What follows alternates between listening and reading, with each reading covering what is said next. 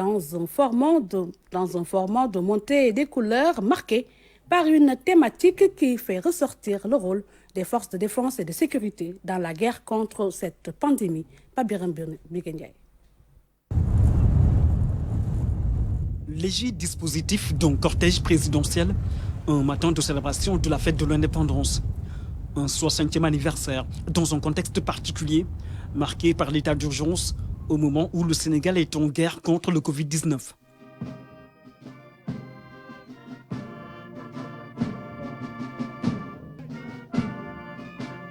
Arrivée de son Excellence, Monsieur le Président de la République.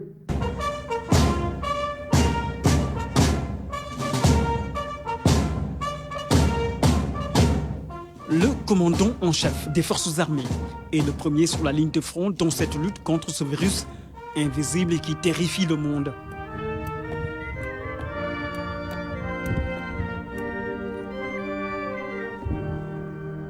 Excellence, Monsieur le Président de la République, les honneurs vous sont rendus par mon détachement de l'escadron spécial de la garde présidentielle, commandé par le capitaine Kalaoutine. À vos ordres, Monsieur le Président de la République. Ici, au Palais de la République, c'est une prise d'armes qui s'effectue au rythme d'une tradition militaire exceptionnelle. Attention pour les feux! En vrai!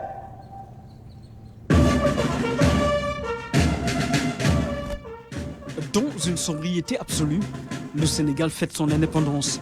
Un rituel de montée des couleurs dans un hommage aux forces de défense et de sécurité qui jouent un rôle important dans la lutte contre le Covid-19.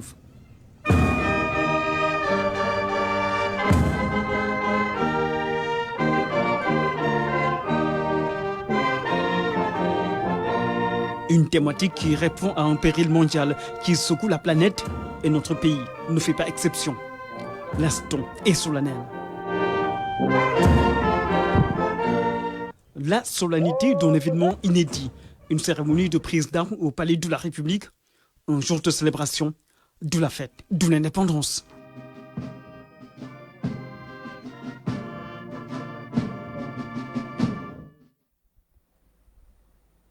Le Sénégal enregistre son deuxième décès dû au coronavirus. Aujourd'hui, 12 cas positifs sont enregistrés sur 177 tests réalisés.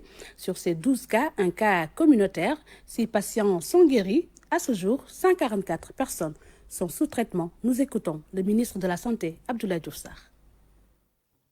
Hier, vendredi 3 avril 2020, à 20h, le Sénégal a enregistré son second cas de décès lié au Covid-19.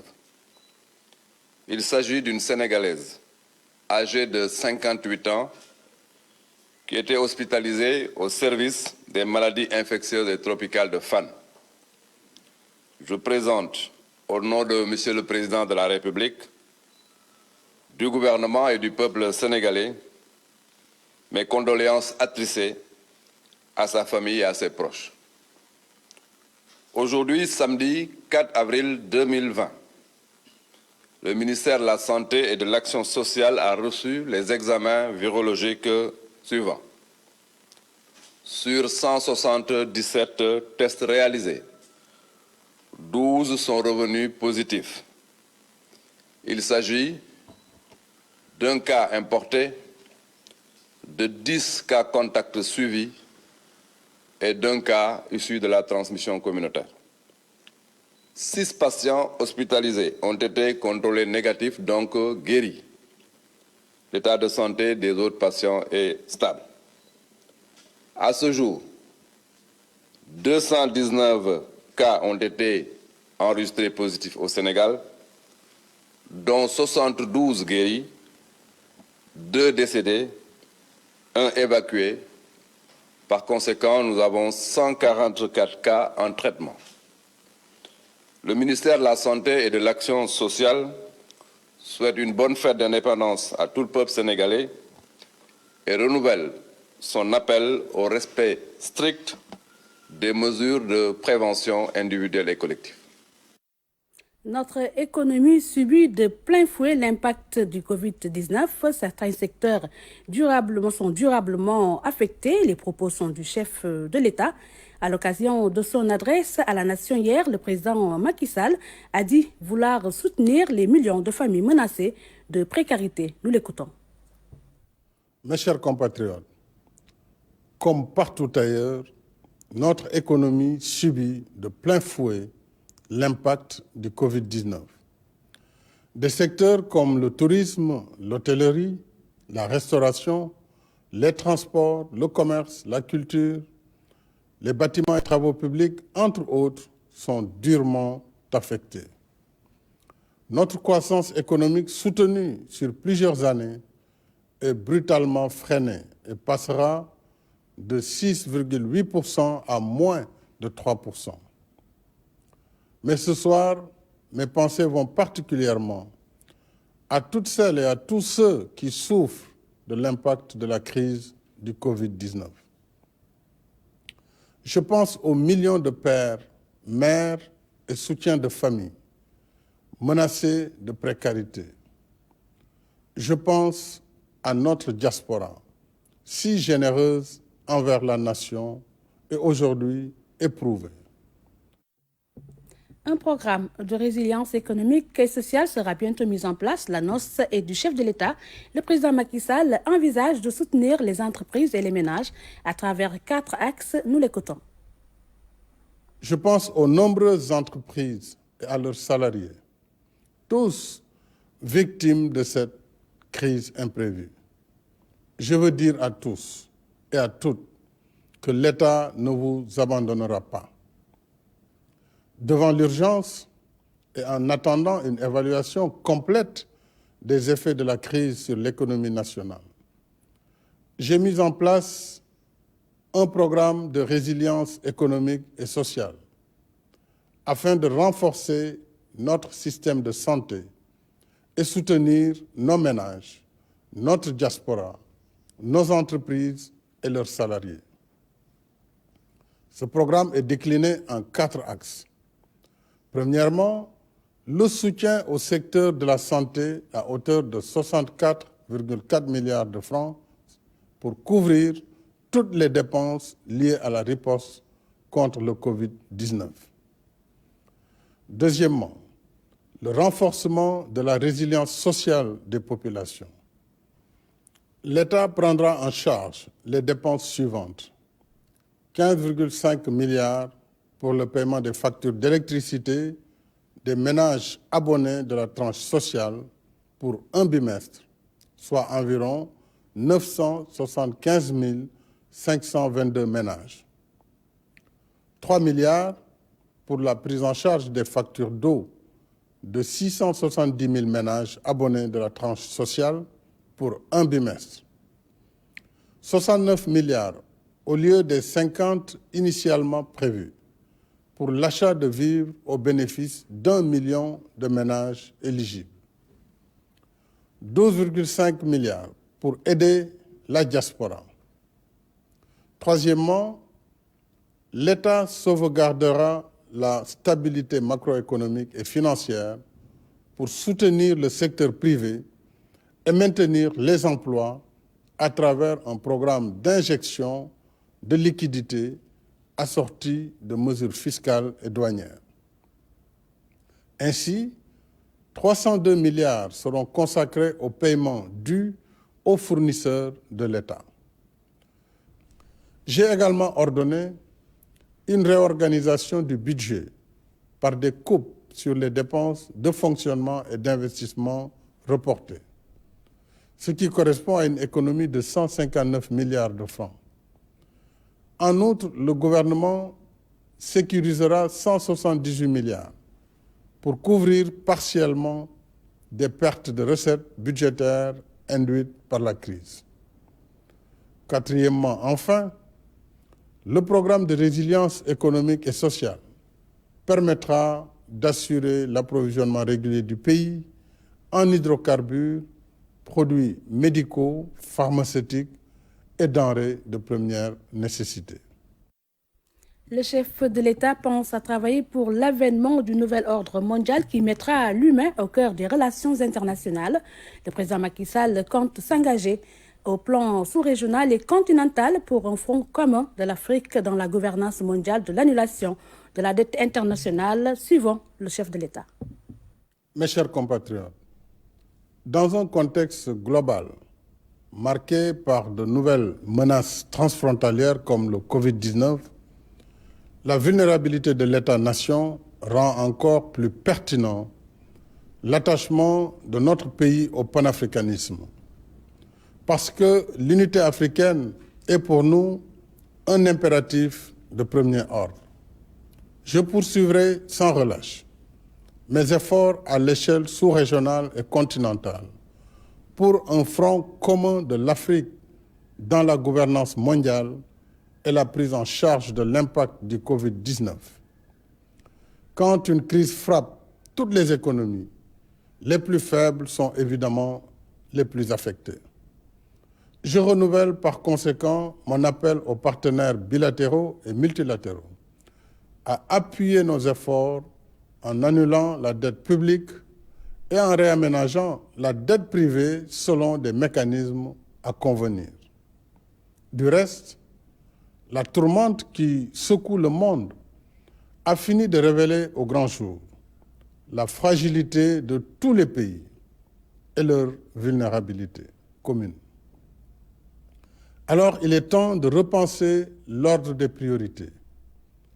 Il est temps de travailler ensemble à l'avènement d'un nouvel ordre mondial qui met l'humain et l'humanité au cœur des relations internationales. Lutte contre le Covid-19 toujours vers une riposte africaine commune. Le président de l'Union africaine, UA, a réuni hier par visioconférence quelques chefs d'État et de gouvernement. Le président Macky Sall a pris part à cette rencontre restreinte tout en réitérant ses propositions pour une annulation de la dette publique et une renégociation de la dette privée du continent. Synthèse du communiqué avec Daraba. Près de 300 morts et plus de 8000 cas testés positifs au Covid-19. Ce sont là les chiffres de l'Afrique au soir du 3 avril 2020, date à laquelle le président en exercice de l'Union africaine, le président sud-africain Cyril Ramaphosa, a convié ses pairs à une rencontre sur la pandémie. Une réunion restreinte par visioconférence à laquelle a pris part le président de la République, le président Macky Sall. L'Organisation mondiale de la santé, représentée par son directeur général, et le Centre africain des préventions et de lutte contre les maladies de l'Union africaine ont également participé à cette rencontre. De même que le président de la Commission de l'Union africaine et les partenaires bilatéraux et multilatéraux. Le président de la République, son Excellence Macky Sall, dans son intervention, a fait une analyse approfondie de la situation en passant en revue les conséquences sanitaires, sociales et économiques de la pandémie. Le chef de l'État n'a pas manqué aussi de revenir sur les plans de riposte, autant d'efforts fournis par le continent. Le président Macky Sall a aussi fait des propositions pour l'annulation de la dette publique des pays africains, un réaménagement de la dette privée selon des mécanismes à convenir avec les partenaires. Des propositions bien accueillies, elles devront être prises en compte dans la déclaration africaine commune sur l'impact de la pandémie Covid-19 et les mesures de riposte. Le 4 avril est célébré cette année dans un contexte d'état d'urgence assorti d'un couvre-feu. Pour faire respecter les mesures édictées à cet effet, les forces de l'ordre sont mobilisées. Les hommes de la gendarmerie nationale, à travers leurs différents services, ont répondu à l'appel de la mère patrie. Ils veillent au grain pour que la stratégie de lutte contre la pandémie Covid-19 puisse porter ses fruits. Un reportage de Philomène Constantien. Il débarque en caserne après 48 heures de patrouille. Cette unité antiterroriste appartient à la Légion de gendarmerie d'intervention de Mbao, plus que mobilisée en cette période d'état d'urgence. La LGI fournit quotidiennement des escadrons au profit de la Légion Ouest et une base arrière constituée par des unités en réserve en mesure d'intervenir sur ordre. Ces escadrons sont répartis en groupes et déployé au niveau de certains points et carrefours dans le secteur de compétence de la Légion Ouest, dans la région de Dakar, de 20h à 6h du matin. Ces unités légères peuvent être renforcées en cas de nécessité par l'escadron blindé. L'escadron blindé peut intervenir comme tous les autres escadrons pour maintenir ou rétablir l'ordre. Mais à la seule différence que là où on attend le plus l'escadron blindé, c'est quand il y a trouble à l'ordre public, des troubles d'une intensité en tout cas assez soutenue et qui nécessitent l'emploi de moyens spécifiques, l'utilisation de techniques particulières. Même décrété dans un contexte d'urgence sanitaire, le couvre-feu impose protection, contrôle et surveillance. Alors, tous les services de la gendarmerie sont mis à contribution, à l'image de l'escadron de surveillance et d'intervention de Dakar et du Sinogroupe de Mbao. Dans le cadre de la gestion de la lutte contre le Covid-19, le Sinogroupe, au même titre que les autres forces de gendarmerie, est déployé depuis quelques jours. Donc, il participe aux opérations de renseignement, aux opérations de sécurisation et surtout aux opérations de dissuasion par rapport aux éventuelles populations qui ne respecteraient pas les mesures édictées, en tout cas dans le cadre de l'état d'urgence. Il s'agit d'une unité, comme je l'ai dit, de gendarmerie mobile, donc dotée de moyens conséquents en personnel, tout comme en moyens de mobilité, et donc très apte à exécuter des missions en tout lieu et dans toutes circonstances. Dans le cadre de l'état d'urgence assorti donc du couvre-feu, donc il s'agit essentiellement de faire respecter donc les prescriptions donc contenues dans les arrêtés d'application du décret. Dans leur mission de veille aussi, l'assistance aux populations est de mise. dama liggéey ba wàcc ñëw fekk sama femme nekk ci mat ma nekk ak moom comme on habite ensemble et personne d'autre. Ma femme était en phase d'accoucher et je n'avais aucun moyen de transport à cause du couvre-feu. Heureusement que les gendarmes ont pu m'aider à la transporter jusqu'à l'hôpital et finalement tout s'est bien passé.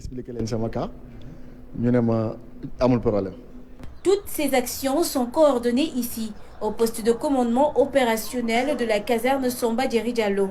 Au quotidien, les différentes cellules composantes du centre rendent compte de leur travail.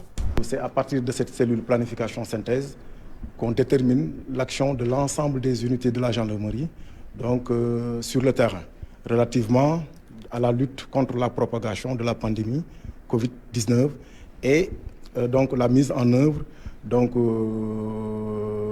du couvre-feu et de l'état d'urgence. En dehors de cette mission, donc, on fait la synthèse également de l'ensemble des résultats recueillis par les 6 légions de gendarmerie à partir d'ici. Avec nos unités territoriales et mobiles, nous arrivons à avoir un maillage très densifié donc, de notre territoire et c'est ce qui nous permet par rapport à toute situation de pouvoir mener l'ensemble des missions qui ont été données pour nos unités. C'est ainsi que nous arrivons à conduire les opérations dans le cadre de cette situation Covid-19.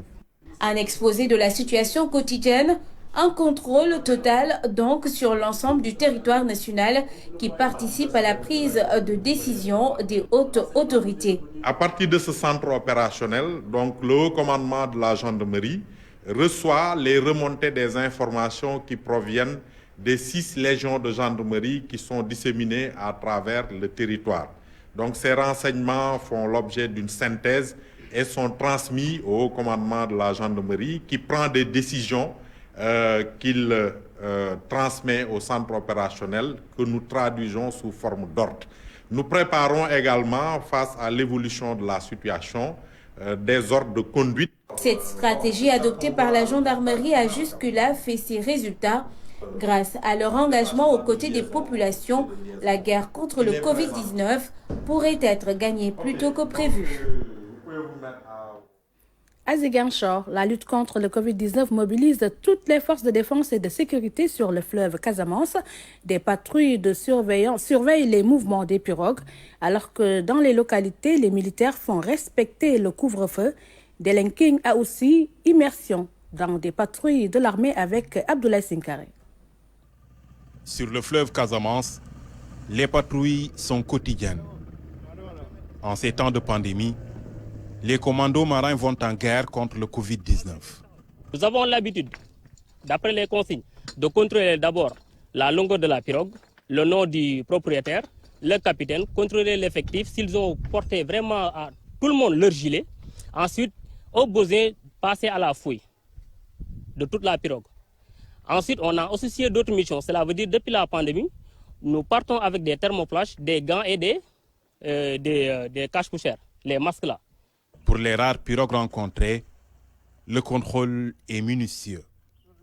Sur celle-ci, faisant la navette entre Djogé et Linkin, les règles d'embarcation ont totalement changé. Gal transport là quoi. Mais légui comme maladie bi ñëw na légui mënuñu yeb kenn ciment rek lañuy yóbbu ak bagage ñu retire ñi luñ mëna lekk ci île bi. Actuellement avec la pandémie, que tout le monde actuellement est au courant de cela, ils ont transformé la pirogue de transport de personnel à une pirogue cargo. Cela veut dire transport de marchandises et d'autres produits. Néanmoins, il va embarquer quelques personnes. La pirogue qui faisait 50 de personnes, ils ont réduit complètement l'effectif. Cela veut dire qu'ils ont actuellement à bord, à part le motoriste, cela veut dire le piroguier et l'aide piroguier, ils ont 2 éléments à bord, d'intervalle au moins 2 mètres. À la tombée de la nuit, une autre mission se jette à l'eau. Cette fois, pour veiller au strict respect du couvre-feu. Nous faisons chaque journalièrement des patrouilles allant de 20h à 6h du matin pour voir le mouvement des pirogues. Suivant le couvre-feu, il y a une restriction des mouvements des pirogues. Et maintenant, toute pirogue rencontrée dans le fleuve est obligée à rester sur place jusqu'à 6h du matin. Retour sur la terre ferme. Direction Oussouye. Sur place, d'autres militaires sillonnent la localité en l'absence de policiers ou de gendarmes. Je commande la section d'intervention au niveau du PC de Oussouye, dans le secteur 51. Chaque jour, à partir de 21h, des patrouilles quotidiennes sont effectuées par les mêmes éléments de cette section, voilà, pour couvrir l'ensemble des localités, pour imposer bien sûr, interdire carrément les mouvements des populations. Dans le cadre du couvre-feu, notre principal rôle, c'est d'insister surtout par rapport aux mesures de prévention. Quand ils interpellent une personne, d'abord c'est l'aide infirmier qui va se charger de prendre la température par les thermoflash. Ensuite, avec une petite enquête pour voir si tout se passe bien avant que les forces de l'ordre interviennent. À Ziguinchor, la gendarmerie est sur le terrain aux côtés de la police et de l'armée. Cette patrouille s'effectue dans les périphéries de la ville de Ziguinchor. On peut dire que la population, la quasi-totalité de la population ont respecté le mot d'ordre, sauf quelques éléments interpellés, mais qui étaient en fait après contrôle en règle. Toutes les forces de défense et de sécurité sont sur le pied de guerre. De jour comme de nuit, tous les moyens sont mis en branle pour vaincre un adversaire aussi coriace qu'invisible. Cette année, le 4 avril sera célébré dans le cœur des militaires la synergie du défilé déployé pour endiguer le Covid-19. La zone militaire numéro 4 adhère ainsi au combat pour lutter contre cette pandémie du coronavirus. Cette année, pour la commémoration du 4 avril, pas de répétition générale ni de retraite au flambeau, encore moins le défilé civilo-militaire. Covid-19 sévit et dicte sa loi. Soyez heureux. Il ne faut pas qu'on vous enlève cette joie dans vos cœurs. Sachez que ce jour, c'est votre jour. Aux militaires qui sont là, je dis seulement que la meilleure manière de fêter votre 4 avril cette année, c'est vraiment d'aider les populations à vaincre, de nous aider toute la nation, la population dont nous sommes partis, à vaincre ce coronavirus. Et ne négligez rien qui soit à votre possession pour que cela arrive. Force de la 3e catégorie, après la gendarmerie et la police, le commandement de la zone militaire numéro 4 s'est engagé dans cette guerre contre l'ennemi invisible. Dans le cadre du couvre-feu aussi, tout de suite l'état-major des armées a voulu tout de suite décloisonner le rôle des armées qui consistait à toujours rester en 3e position, c'est-à-dire de laisser d'abord les forces de 1e et de 2e catégorie, la police et la gendarmerie, et être en leur soutien. L'état-major a tout de suite décloisonné ce rôle pour nous dire participer activement à ces patrouilles. Et comme vous le voyez, chaque nuit, nos hommes sont là à patrouiller pour que les citoyens comprennent qu'il faut rester chez eux pour que cette pandémie puisse vraiment être circonscrite. À Tambacounda, le système sanitaire est renforcé par le service militaire. Pratiquement dédié aux civils. Chaque jour que Dieu fait, vous voyez, vous allez tous au CEMIA, au centre militaire de garnison, les civils sont là-bas. Parce que tout simplement, un médecin, c'est un médecin. Bien sûr, même s'il est militaire, c'est un médecin qui appartient à toute la nation. Tamba, l'un des derniers bastions du pays en termes de ressources forestières, fait face à la menace de la coupe abusive du bois. Une situation qui préoccupe les forces de défense et de sécurité.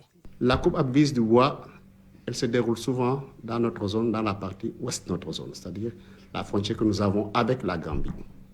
Et forcément, c'est le rôle des eaux et forêts qui le font, qui patrouillent pour ça.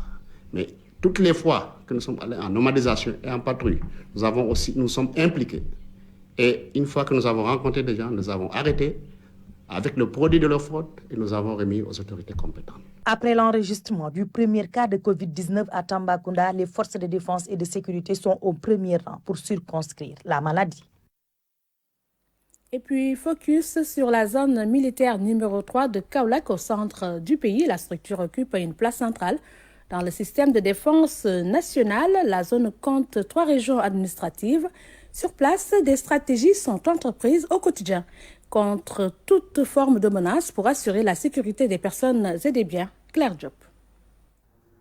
La zone militaire numéro 3 couvre les régions administratives de Kaolack, Fatick et Kaffrine. Sa superficie est de 35 000 km², soit 18% du territoire national. Sa frange côtière sur l'Atlantique s'étend sur 60 km. On y compte également 53 îles et 192 km de frontières terrestres avec la Gambie.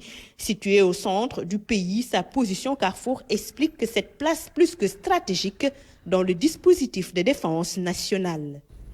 D'où cette préoccupation majeure qui est d'ordre sécuritaire et qui nous impose une posture de vigilance accrue et en coordination avec toutes les forces de défense et de sécurité.